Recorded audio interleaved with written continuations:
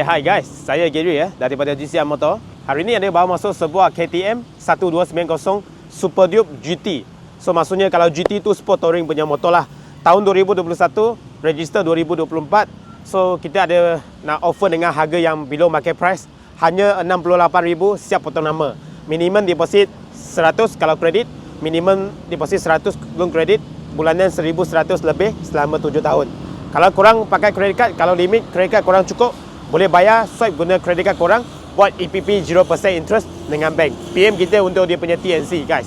Lepas tu kita ada bagi warranty setahun, kita free warranty setahun guys. So motor dah complete dengan ada aksesori, dengan siap dengan yang paling penting dah siap dengan sidebox KTM punya sidebox. Itu sidebox tu optional punya. Kalau beli pun anggaran kos 6 ke 7k. Ini dah ada siap. Alright. So motor pun mileage baru 17,000 lebih. Memang low mileage. Condition cun-cun lagi. Alright, jom kita tengok. First ni, windshield dia dah tepi tu ada dah taruh wrapping lah. Okay. Body pun dia dah letak wrapping sebenarnya. Nampak lagi sporty. Dia dah buat wrapping. Lepas tu windshield ni dia boleh adjustable. Korang just tarik ke depannya. Lepas tu boleh naik turun. Okay. Bila nak lock balik, tolak ya. Okay. Tolak, dia lock balik lah. Alright. Lepas tu lampu standard. Lepas tu ini semua dia dah buat wrapping lah. Ini semua dia wrapping ni. Bagi lawa lagi. So WP punya depan punya USD fork ini Iriatonic punya suspension adjustable. Iriatonic punya. Alright, WP Brembo punya. Lepas tu Brembo 4-port punya kaliper kiri kanan. Kemudian ada ABS brake lah macam biasa. Lepas tu tayar depan Michelin Road 6. Okay, Michelin Road 6 120 70 17. Tayar tu ada around 90% lagi. Tayar baru lagi. Alright, ada radiator guard. Lepas tu motor ni 2 silinder, satu depan satu belakang. Okey, orang kata V lah.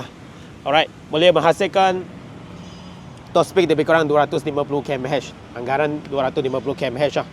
Okey, memang cun. So ini sebenarnya grade Super Duke GT. Ada crash bar, dah ada. Exhaust standard lah. Ini side panel dia dah taruh. Ini KTM punya. Ini Yamaha. Okay, dia dah taruh. Lepas tu single arm lah. Motor ni pakai single arm, pakai tayar 19 55 17. Michelin Road 6 juga. Masih ada 90%. Tayar banyak lagi guys. Okay, lampu LED macam biasa. Okay, semua cun lagi lah. Ini dia punya seat height 835mm. Tak tinggi sangat lah. Kemudian you tengok dia punya.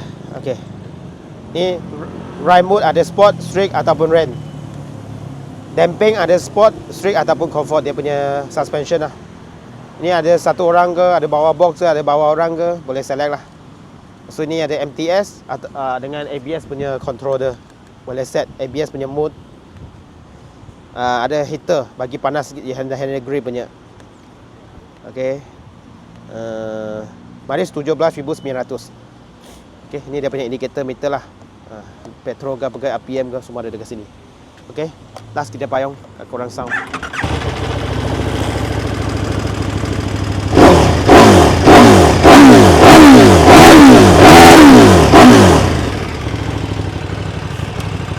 Alright guys, kalau korang minat motor ni, boleh PM self-steam kita ya. Tahun 2021, register 2024, KTM 1290 Super Duke GT guys. Sport touring punya. Siap ada cruise control, ada side panel KTM, semua dah complete. Beli just pakai saja. Okay, kita offer below market price 68,000 cash, loan credit deposit 100, bulanan 1,100 lebih selama 7 tahun.